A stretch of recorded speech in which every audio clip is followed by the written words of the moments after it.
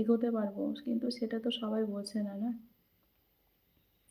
আমার ওআইটিতে কাজ করার এনার্জি নেই বলে হাসছে কারোই নেই রে, কারোই নেই।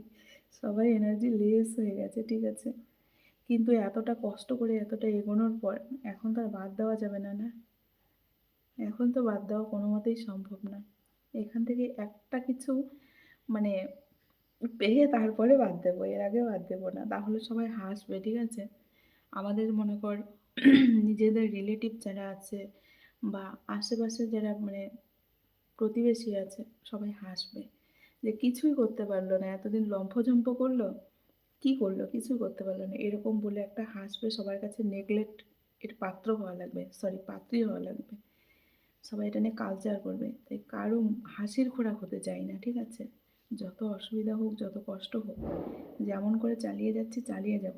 দেখি কি আছে।